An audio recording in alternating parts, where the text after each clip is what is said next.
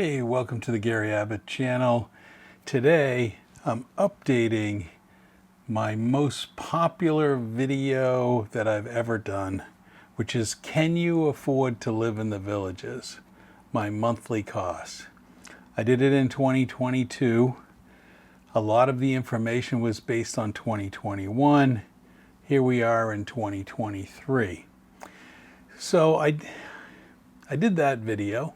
And then I did another video on a budget calculator that I had from Excel that I distributed.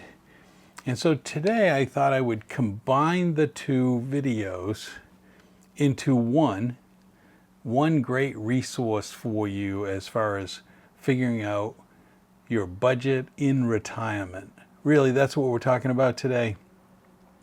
Budgeting in retirement. It may be a little bit more for those that aren't even in the villages. I'm going to use my villages numbers, but this calculator will help you figure out what you need in retirement to have a successful retirement without doing.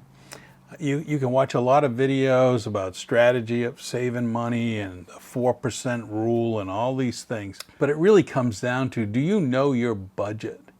Do you know what you have to live in your existing house or in a house that you would move to or downsize to? Do you know your budget? And if you don't know your budget, you have to understand your expenses to know your budget. So this update and combining of another, I think I'm going to even give even more explanations than I did in the other one. There were some people critical of my expenses were low. Yes, my village's home is part-time, so some of my utilities are lower than people that are full-time. But I'm going to try to give you the best estimate for full-time of what those utilities will cost. I'm also going to share with you some of my bills. So I'm going to share with you what bills look like. And we're going to go into some different categories that not all people will have. So let's just get started. So first, what I want to do is I'm going to show you the budget retirement tool. Now I am going to make this available. And I'm going to ask people if they want it at the, I'll give the details at the end of how to get this. But here's your personal budget in retirement years. Now I have some numbers filled in, but we're going to go ahead and kind of look at different expenses of what I have. Now the first section of income, that really is a section for you. What is your, this is about expenses. But eventually you're going to have to come back to what do you have for income in retirement. And I'm not going to go into this until the end. I'm purposely going to wait until the end to get to this because everyone's situation is different. I'm just going to show you some basics. There's also a section here on savings in retirement. Again, I'm going to wait till the end, because this really is about home expenses. And as you can see on the screen, let's just talk about home expenses. Now, in this budget calculator, I put mortgage at 0. Now, that's because most people will be saving up and hopefully have paid off their home. And if they're going to live in that home, it's already paid off and there's no mortgage. If you decide to have a mortgage, this is where you would plug in the number. And let's just show you as an example plugging in a number. Let's just say your mortgage is $700.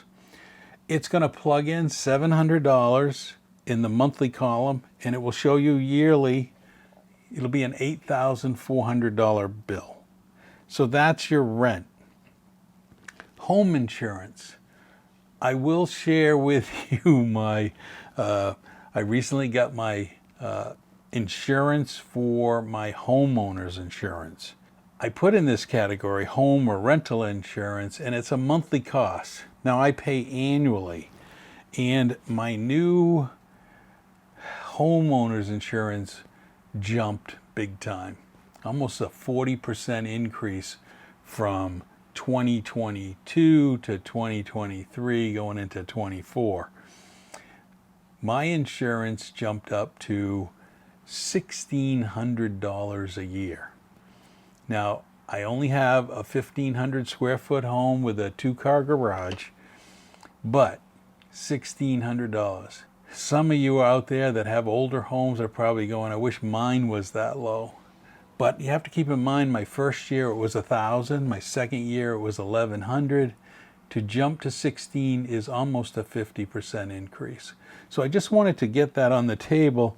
I put in here 125, but it's looking more like 130. Electricity. Now this is where I'm going to show you my electric bill, and I'm going to do some cuts here back and forth because I have to bring it up and then show you, and I'm going to bring it up on my iPad. I'm doing a screen record, so bear with me as I bring up. I'm going to cut and come right back with my electric bill. Okay, I'm back with my electric bill, and it's up on your screen. I've covered my account number and my personal information, and as you can see, my bill was $183.25. But let's talk about that. And you can see my crazy electric bill, very low in the winter months when I wasn't there. And this is just to show people that were complaining in my first video that my electric bills were running $30, now $45 in the next year when you're not there. And the key to that is don't have things plugged in, don't have extension cords plugged in, shut off everything, unplug things, so you're basically at the minimum charge of what the house is. Now even the 45, if you look at the graph, it's a little up, and it's a little up because the house is being used a little bit more, air conditioning, that kind of thing, but the electric bill goes up. Now it went all the way up to $122, not the $183. The $183 is because I was in the villages and missed the bill. Clearly my fault, but it ran up to $122. That's pretty close to full time. My estimate on full time per month, if you were there, and that means going back to the calculator, let's go back to the calculator, would be about $150 each month is what I would put in there. That would be the number of what I would put in. Now yours might be higher or lower, but this is a good point of if you're part-time, this bill will dramatically change if you shut off everything in your house, except for you're still running the heat and air conditioner, you're still running the lights, that kind of thing for your home watch person that comes in that you might hire. You have some basic stuff running, but for the most part, you try to unplug all that unnecessary stuff. Don't have toasters plugged in, don't have stuff plugged in if you don't need it, and you'll drop down to the low charge. So your total over a year might be a lot lower. As you saw in my graph, it's definitely lower. So let's look at gas and oil. So I put this gas and oil. I do have a gas stove and a gas hot water, instant hot water. So let's look at that bill. Okay, we've pulled up the gas bill and covered up my personal information. And believe it or not, that runs about $24.83. That's even when I'm there. I tell you, I know that's probably low, and it's low because of I'm not paying much more and the consumption is really low for me. I'm talking $25 a month. I'm going to go back to the calculator to show you that I plugged in a realistic number for a full-time year-round at 44. Now part of that 24 was when I was there, but I think realistically you're talking about 45 bucks. I'm in that number. I'm going to type in $45. So then we get into the tricky water, sewer, trash, amenity fee, all of those good things in the villages. Now this is where in this budget processor you get to itemize each one. So let's take a look at my bill and then we'll start to itemize the items. And I'm going to round them, so just let's do that. So here is my villages bill, and I have a bill of about $329. And let's just go over that bill. It was a little high. I did this in another video, but I'm going to have a couple of numbers that you don't need to put in. You can break this down, and it's a little complicated to see, but the bar chart is about your water consumption. You can see in July, the small dark blue is my regular drinking water. And you can see water use and water base. I pay more in the base than I do in water usage. And then you have irrigation use and irrigation base. I clearly have my irrigation system going all year long. It goes through its cycle, and it's costing just the irrigation use. You look at here, it's $30 just for that portion of maintaining my lawn and the rest of using the irrigation water. Regular water is costing me about $20. So water is about $50. Sanitation surcharge, I see a 39 cents, and then there's a sanitation collection cost. And so you see about a $23 sanitation fees to collect your garbage each week. Now, you got to pay these whether you're there or not, or putting stuff out by the side of the road. Then you can see my amenity fee of $177. I know it's going up to $184, $185 in the next month because I've been there 2 years. So this bill is jumping up to $185 for the amenity fee instead of the $177. That's a big number in this bill. I'm going to not put in, you can see 40-foot RV space, $43. I don't think you'll have it, but I have an RV that's in a lot in the villages, and they charge me through this statement each month to have that space for my RV. That's not a charge I'm going to put on this. I would put it on my home or my own personal budget calculator. So there's the breakdown of the Community Development District utilities, and it gives you an idea of what those costs are. Now, what I want to say is the drinking water may go up and stay at this level for a whole year. So as you can see, November and March, when I was not there, it was nothing, but you get the base fee no matter what. So you get 12 bucks. Just figured on doubling that when you're full-time, so I'm saying 50 bucks. So let's go back to the calculator. So water, $50. Sewer, I'm going to say 25. I had 23 based on our calculations. Oh, sewer. Let's go back to the bill. At the bottom, there's a sewer use and base, and you can see that's $27, $28.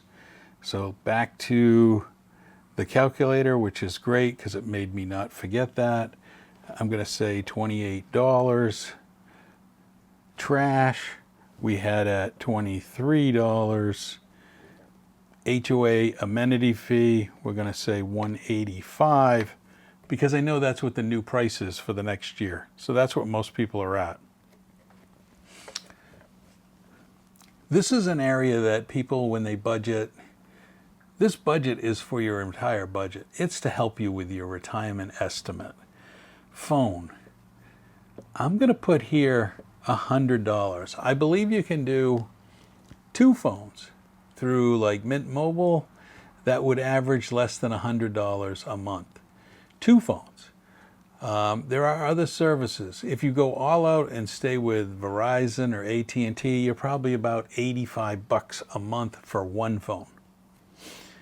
That's today's prices.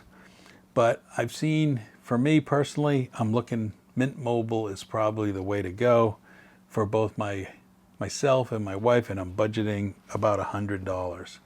That is not today's cost because I have 2 locations. I use a cell phone for business, and so it's a little different. But I'm fully retired. I'm guessing my phone bill, I'm going to try to keep about $100 for 2 of us. Cable satellite. Let me show you my bill for this. Okay, there's my bill. You can see, now ignore the previous month, the 119. I installed cable. Now cable for me is internet only. It's not a TV service. So I'm showing you that I can get it for $55 through Spectrum. Speed's not the greatest. It's a basic plan, but I can stream movies, watch TV, do those things that I already have through my Apple TV and other things that I have already. Now, I'm definitely going to pare those things down when I get closer to retirement, but there's my number, and I didn't really add in the other services. That's kind of where internet here, I'm allowing about $55 or $60 for those internet services to get different channels. Whether you get Amazon Prime TV, or whether you get, Hulu or one of those, I'm allowing in this $115 for those other side internet services. I don't like going through Xfinity or one of those. It's going to end up being $250. Now, I know this goes beyond, but this gives you kind of an idea of what those costs are. Next, property taxes and bond. The Villages is unique with a bond, and it's attached to your tax bill. Let me just see. I'm going to show you my tax bill. It's a personal information, but here we go. I'm again going to cut out the other information that you get. So here we go. Here's my tax bill. My property tax value, which is like 85%, of $252,000 is my taxable amount on the home. And you get, as you can see, the ad valorem taxes amount to $3,381. And the millage rate there is 13.4. There are actually 4 different tax locations within the Villages. There are 3 counties, but Sumter County has 2. Above Highway 44 has 1 rate, below has another rate. It is the lowest in the Sumter County above 44. I'm below. And then the tax rate is even higher when you get to Lake County, which is Newell and the new villages that are south of Citrus Grove. So I just wanted to explain that. So my tax bill is $3,381. Then you get a fire assessment, a maintenance cost for the area, and then you get the bond amount that you've agreed to when you purchase the property. Now, if you're doing this strictly for your retirement at your current home and it's not in the Villages, you won't have this bond amount, but you should take your total. So my total bill for taxes with the bond is $5,365. When it comes to the bond, I'm recommending you watch my bond video that gives you insight to the bond. Now, the bond video, I do kind of generalize how this amount is calculated, but it doesn't matter. When you buy the house, you get a fixed number. My number was over $20,000, and that's what the annual cost will be. And you're going to pay a lot more than $20,000 because you're paying interest. And interest is definitely higher today than it was back when I purchased 2 years ago. That was last year's tax bill. Who knows what this year's, which I'm going to get probably in another month. The Villages also offers a terrific discount program. You can save from this by paying early. You could save a few $100s if you pay it earlier than when it's due. So I'm just giving you a heads up on that, but we're going to take the 5365 and plug it into the calculator. So the property taxes is about $450 per month that you need to save.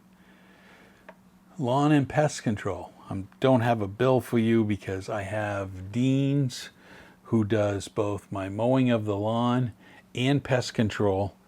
And what I did is they come every 2 months for pest control and they mow the lawn weekly. When you calculate out the number that I pay, taking those two things into account, I pay about $115 per month for that service. Maintenance and improvements, I guess I put this number in to cover some of your little basic things. You need some money each year to either clean your instant hot water tank clean or changing your filters. I put in something. You could be more realistic and put whatever you want in there, but there is some maintenance that you probably should budget for. The last one is the big one, is the IRS tax bracket. A lot of people miss this one when calculating out a budget. This really is personal in the sense that you've got to look at your tax bill. And with your new retirement income that you're going to calculate up above, you're going to look at what bracket you're in. And down below all of this, I did put in this taxes, IRS taxes. You need to really look at your tax situation, what bracket you're in, so you can figure out taxable income for what you're earning.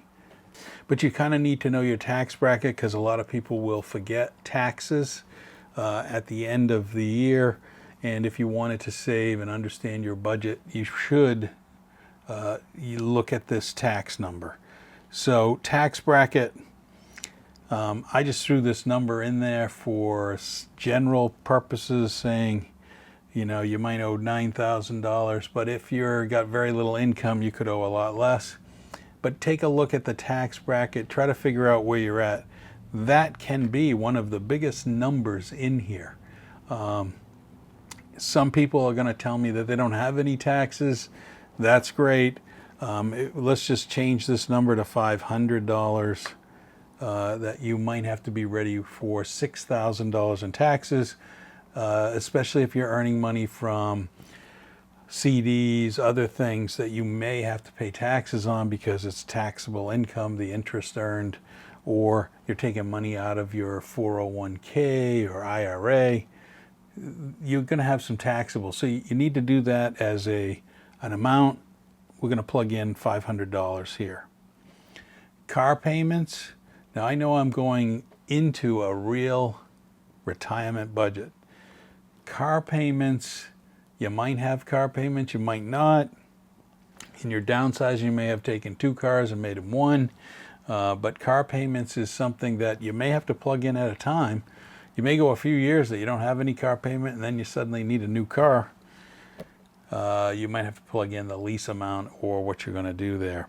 Auto insurance. This is another one that I'm part-time in the Villages, so I don't pay auto insurance in the state of Florida, but it is much higher than most other states. So be careful with this number. If you're moving to Florida, this number may be higher. I'm going to leave it at $175.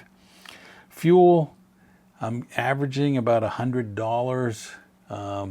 Not traveling a lot. This is just around town in your car to pick up fuel. You may vary there. Public transportation, there's not really any public transportation in the Villages, but you may live in a city that you pay public transportation. Repairs and maintenance on a vehicle, putting $50 aside a month could get you $600 in when you have your inspection or things that you need for the car. Registrations, license, those kind of things. This is where Registering it in Florida is probably more in your first year. I think there's a fee for each car on top of your registration. So I don't have a lot of experience with that, so I'm just going to caution you that you may have to look into it and what you have for vehicles. I threw $200 in here. Groceries. I actually think this is like the biggest one on the list. At first I kind of ignored it in my other videos and said that you got to eat no matter where you live. Well, if you're trying to figure out do you have enough money for retirement, and also if you have enough to support your lifestyle, including your house and eating, I mean, I don't think you want to sacrifice $800 for groceries. Groceries have doubled. In my opinion, they've doubled. I've been to the grocery store and we are paying an awful lot today compared to just 2 years ago. Dining out. If you move to the villages, part of your entertainment is dining out. There's a lot of places to go. I threw $500 in there as a budget number. Clothes for guys that didn't throw in a lot of money, $100 a month. Cleaning, salon, getting a haircut, $30 a month. Could be more if you're counting both people in the household. I don't get my hair cut that often, so it's between me and my wife, it's probably more than that, but that's what I plugged in. Entertainment. I put in $25. This kind of goes a little bit into whether you go to the movies or whatever. Concerts, plays. Definitely in the villages, there's a lot of opportunity to go to different plays, different performances. So I threw $100 in there. Sports. Not all sports are free. You got to have the equipment. You got to have your own paddle if you're playing pickleball. So I threw in an amount there. This may or may not be right for you. Outdoor recreation. Golf carts cost. In the villages, golf carts are your transportation, maintenance, all the things you got to do. I threw in a ballpark number that a golf cart's going to cost you about $140 a month. Now, if you bought your own golf cart and you're going to not replace it for 10 years, you probably got to include some kind of keeping it up, but it wouldn't be $140. But just to put it in perspective, if you're going to buy a golf cart but take a loan out on it, this is kind of that weird area where you have room to plug it in. Health insurance is another major tricky one when it comes to retirement. I put in the most out of pocket that you probably should have if you're going to pay original Medicare and have like a plan N or a plan G, and you're going to pay a monthly premium in order to limit the out-of-pocket costs. So clearly these plans, you have a monthly fee, and I put in $750 for 2 persons, about $350 a month, maybe $400 a month, that for a plan with those plans would limit your out-of-pocket in many, many situations to under $3,000. If you go with a Advantage plan and they tell you 0 premium, that is great, but what's your out-of-pocket costs? What's your co-pays and all the rest? You're going to quickly see if you go to the hospital, you're going to be held liable for some big numbers. And so, again, this is for 2 people. 2 people get sick in the same year. You could have a big number. So you still need to plug a number in there for what those out-of-pocket costs could be. I put in gym membership, doctor visits, dentist visits, average per month, because you're not going to go to the dentist every month, but you need money when you got to go. Prescriptions. This one is really tricky. 2 years ago when I did this video, I took no medications, none at all. That's not the case today. I had a mild heart attack. I take more pills than you could imagine that I take. So 2 people, I'm plugging in at least $100 a month. You may have a fancy drug that costs a lot more. This is where you need to put that number in. If you're paying for life insurance, or you have pets, veterinarian bills, here's places to put your number in. Vacations and holidays. Okay, do you plan to go on any vacations or holidays or accommodations or rent a car? For me, it was RV gas. It was accommodations, going on a 2-week trip once a year. I plugged in a number and it turns out to be about $3,000. But maybe you're going to go to Key West, or you're going to go to some fancy hotel. This is where you would plug in the number. So this is the scary part when you're looking at your out-of-pocket costs. Total, you're in the ballpark of $6,100. Now again, I did leave this mortgage. If we make that a 0, we're talking about $5,400. So now let's go back up to the top. Using this calculator, let's look at income. Salary, wages, Social Security, and then your spouse's Social Security. Plug in those numbers. Retirement funds that you plan to use. Could be a CD with 2 or 3%, or a CD with 4%. There's a number of places here to go. Interest income, retirement funds that you plan to take. You could be doing the 4% rule. Here I put 2 or 3%. I don't know if it's $400 or $840. I'm just throwing numbers in there so you kind of can see what you were doing. Maybe you have a small business that brings in some money. Maybe you don't. So let me just put 0 in there. You don't have a small business. Maybe you have a part-time job, a couple $100 a month. That's not very much. Maybe it's more like you're bringing in $500 a month. You're getting $6,000 a year. Again, you're going to be, it's probably putting you in a tax bracket, but there you go. So that brings you that amount. Then there's this category in between in this spreadsheet, which I really like. Are you saving money? Are you putting money aside on top? You can do it here. So therefore, it's kind of in your budget. This is what you plan to do. So let's take a look. Overall, you have your income, you have your savings goal, which in the savings, I put, you need a new roof every 15 years in the villages.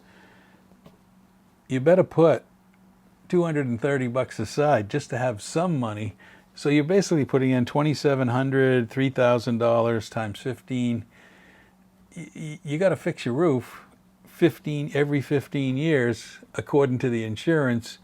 You need to save for that. So I put in there, you probably need an emergency fund, but you may already have one set aside, but if you needed to do that. So when you look at this top, you have the potential to save $3,708 on top of it all. So your income over expenses in this scenario is in the plus. And you really have an idea now, just the details of what your expenses are. You have a much more accurate, it'll help you make these decisions. Can I stay in my current house and those costs are built in and I can stay there and I get enough revenue from Social Security, IRA, part-time jobs, whatever you got to do to make it work? Is that going to do it for you? You're going to be able to really know the size of house if you're interested in downsizing, what works for you best within your budget. You don't want to maximize this budget so you're in the deficit, or you might not want a part-time job. You really want to know that number to make it. Costs go up. You have to understand that costs go up, so you need a little buffer there in case costs go up. Social Security does go up. There is an inflationary charge that you can get paid more each year as you go along. But if you're relying on an investment dollar figure, that might not be going up if you're withdrawing from it every year. So inflation will eat at that. But I also think it really helps with your peace of mind knowing what all of this does. So here's what I'm going to do. Anybody who wants this budget calculator that I've improved, I've definitely improved the looks of it, the numbers in it a little bit for you to be able to quickly kind of go through it. I've added categories like taxes. I've added categories like, are you putting enough money aside for a new roof? How do you plan to pay for that? I think you looking at a lot more insurance and some of those side things. Vacations or extracurricular stuff is in here if you want to do those things. So it's all in here. So in the description, I'm going to put, this is how to do it. I'm going to put my email for you to send me an email, but I would like to have you first subscribe and then send me an email that you would like it. And I will do my best to respond as quickly as I can. Keep in mind, I'm working full time. I'm not doing this full time. And I hope you appreciated this updated retirement budget calculator and showing what it is like living in the villages and plugging in your numbers. Again, thanks for watching. Look forward to seeing you in the villages.